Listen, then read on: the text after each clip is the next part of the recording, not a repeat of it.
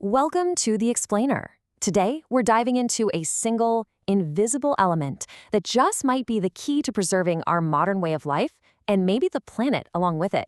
All right, let's kick things off with a big question. Think about it. Our entire modern world, the skyscrapers, the internet, everything, was basically built in the last 150 years.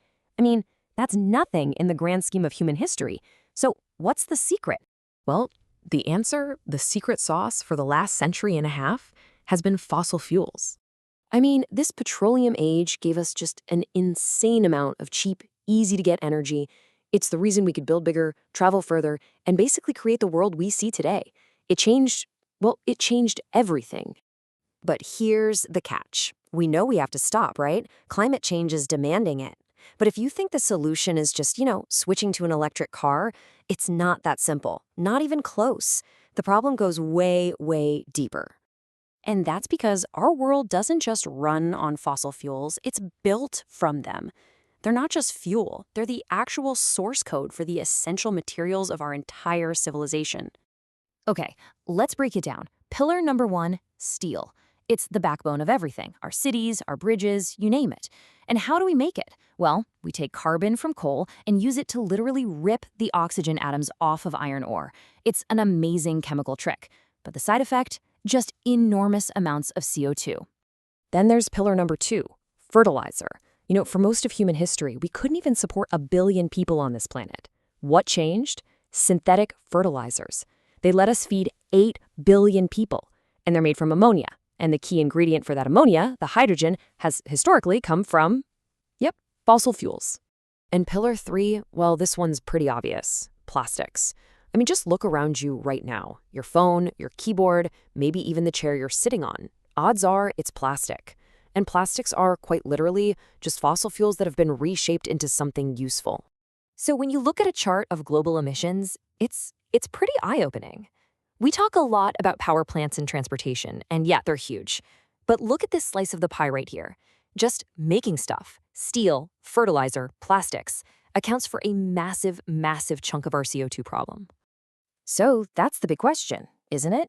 If we have to ditch fossil fuels, how in the world do we keep making the 3 things our civilization is built on? Well, this is where hydrogen enters the story. And this is just beautiful. For steel, it's a perfect swap. Instead of using carbon to grab that oxygen from the iron ore, which gives you steel and CO2, you use hydrogen instead. The hydrogen grabs the oxygen, and you get steel and H2O, water. That's it. No carbon in sight. And it's the same basic idea for the other 2 pillars. For fertilizer, you just need a clean way to make the hydrogen for the ammonia. For plastics, it's really cool. You can actually start with plants, biomass, and use hydrogen to tweak the chemistry, pulling out oxygen to create the building blocks for bioplastics. Okay, so this all sounds perfect, right? Like a miracle cure. But let's be real, if it were that easy, we'd already be doing it. The truth is, hydrogen comes with some really big hurdles. First things first, and this is absolutely crucial. For any of this to work for the climate, the hydrogen itself has to be clean. Making it from natural gas, which is how we do it now, still pumps out CO2. So we're talking about green hydrogen, and that means splitting water, using clean electricity from sources like solar and wind. So hurdle number 1 is just making the stuff. See, water, H2O, is an incredibly stable molecule. It doesn't want to break apart. To get the hydrogen out, you have to hit it with a ton of energy, a huge jolt of electricity. And that right there makes the whole process fundamentally expensive. Hurdle number 2, storing and moving it. Hydrogen is the lightest, slipperiest element in the universe. It's like trying to put a ghost in a bottle. And if you want to transport it as a liquid, like we do with natural gas, you have to get it down to minus 253 degrees Celsius. That is unbelievably cold, colder than outer space. And guess what? That takes a lot more energy. So to get around these crazy physical problems, scientists are working on something pretty clever: chemical storage. Think of it like a hydrogen taxi service. You load your hydrogen atoms onto a much more stable liquid carrier, like ammonia.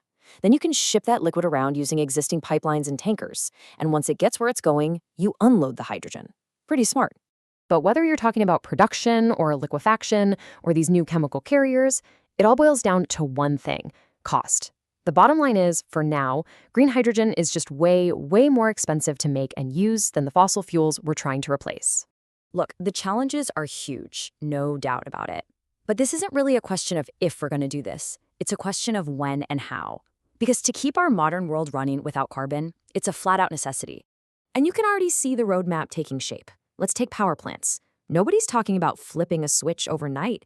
The idea is to start by blending.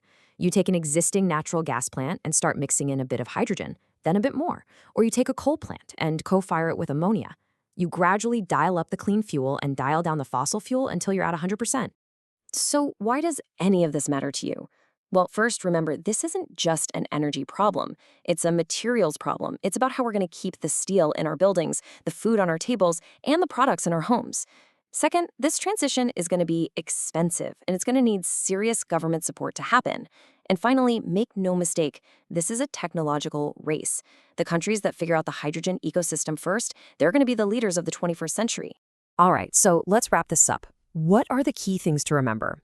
Number one, hydrogen is absolutely essential if we want to make steel, fertilizer, and plastics without wrecking the climate. Number two, the whole thing is incredibly hard.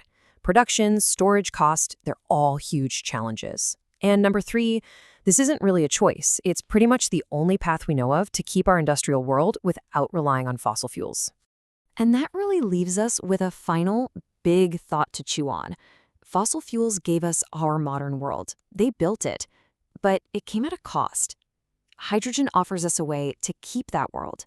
So the question we have to ask ourselves isn't if we're going to pay a price for our future, it's what price we're willing to pay.